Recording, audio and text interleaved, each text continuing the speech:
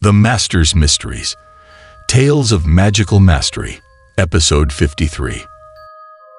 In the previous episode, Liao Fengyi and Chou Dai discovered a massive stone stele covered in ancient Cayenne script in the main tomb chamber.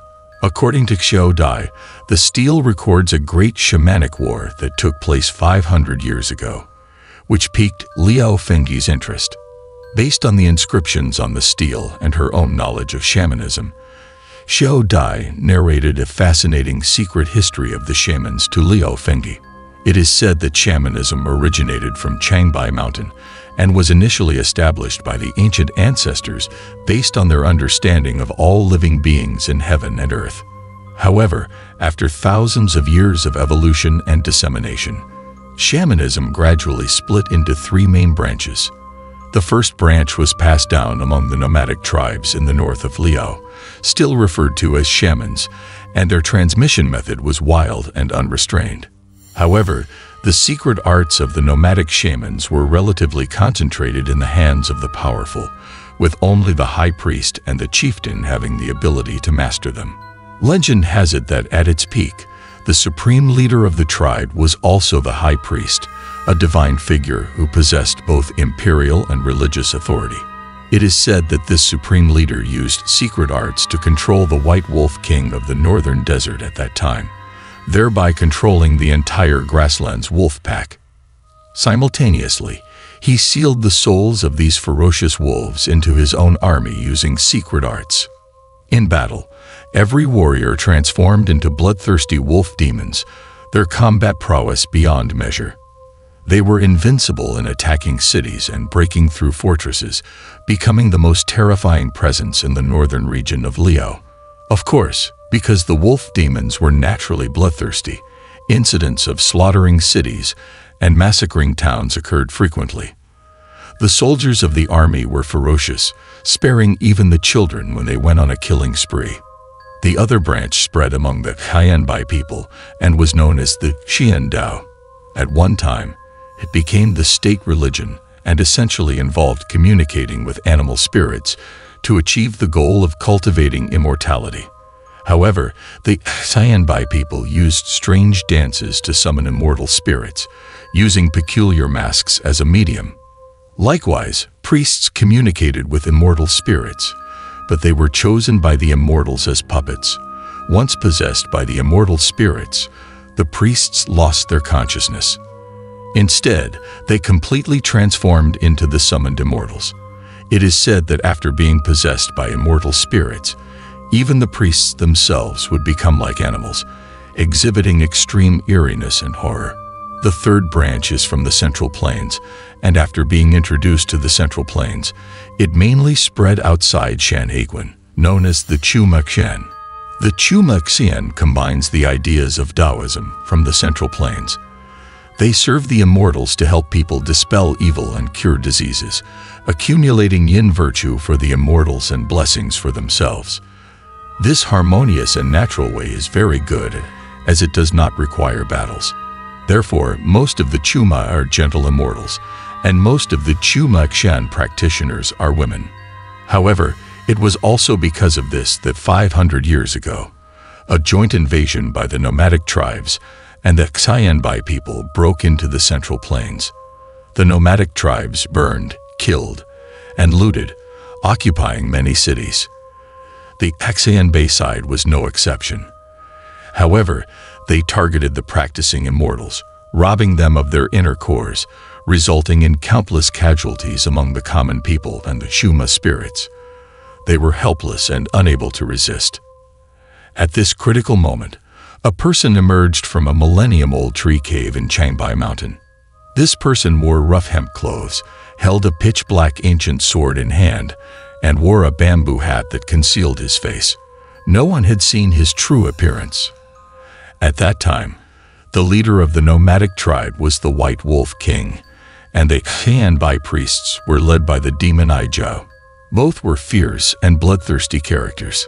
The mysterious person with the bamboo hat, however, was leading an eight-tailed spirit fox, single-handedly forcing the two leaders into a standoff with an unprecedented seriousness.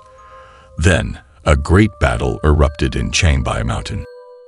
At that time, the two leaders, driven by their own interests, joined forces and launched an attack against the mysterious person, thinking they could shatter him into pieces. But no one expected that the mysterious person merged with the eight-tailed spirit fox, infusing all his power into that pitch-black ancient sword. He needed only one move. It was said that the sky darkened, and a beam of light shot up to the heavens. The entire Changbai Mountain was covered by this beam of light, making it inaccessible to gods and ghosts. Demons and spirits fled in terror. The power was enough to destroy heaven and earth. The leader of the nomadic tribe was heavily injured and fainted. The White Wolf Demon King and its spirits were all destroyed. The leader later fled back to the desert in a sorry state, never daring to invade the Central Plains again. The most tragic was the Hyanbai priest. At that time, he died of anger, but his body was just a puppet.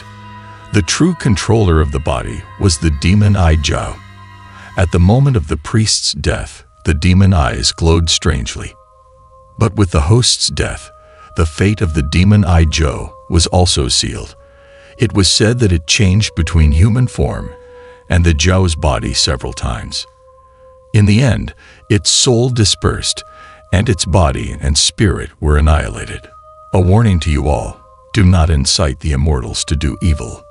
Otherwise, for eternity, you shall never attain immortality. It is said that the mysterious person disappeared after that, never to be seen again. Some say he was a heavenly immortal who descended to save the world. Until now, no one knows who he was. Of course, some also say that there was no mysterious person at all, only an eight-tailed spirit fox that transformed into human form. But that's not true. I already said that he disappeared, not dead. This is the tomb of the demon eye Zhao. This means this is the tomb of that mysterious person. Is this the tomb of a spiritual being? Xiao Dai said that the tomb's owner was the demon eye Zhao.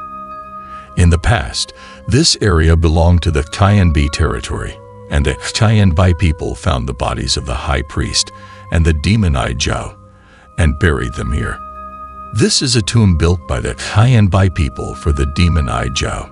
The priest was naturally tall and sturdy and was refined into a corpse guardian. But the true tomb owner was the demon eye Zhao. What? You too? When the two were deeply engrossed in reading the inscriptions on the stone tablet, they suddenly heard a questioning voice from behind. Seems a bit disappointed. Hear that it's my tomb. Both of them turned around in astonishment, only to see a giant snake's spirit appearing from a stone cave above the tomb's entrance. That massive body swayed a few times and transformed into a man in a green robe. The young girl looks good. How about staying as my ancient tomb's wife? However, this man's words were extremely audacious, indicating that he was no good character. Hey, watch your mouth. Moreover, he exuded a dangerous aura all over his body. Liao Fenghe instinctively stood in front of Xiao Dai. Otherwise, no matter what you are, I will surely obliterate you. Seeing Liao Fenghe's protective stance, Xiao Dai's heart warmed. Heh, trying to be a hero to save the beauty.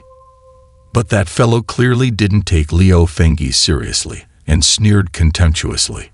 Then it depends on whether your abilities are as formidable as your mouth.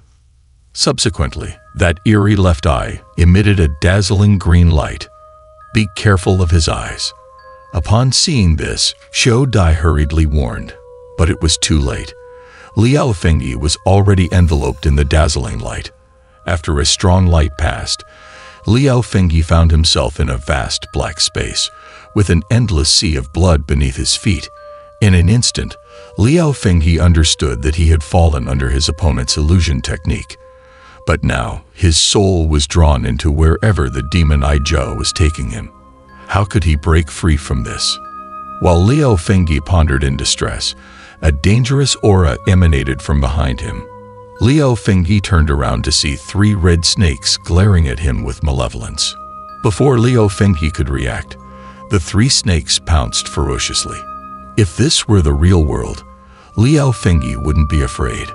But now, in a soul confrontation, he was undoubtedly weaker. If he got bitten, he knew all too well the pain it would cause to his soul. So he quickly ran away. Yao Jiao, release his soul.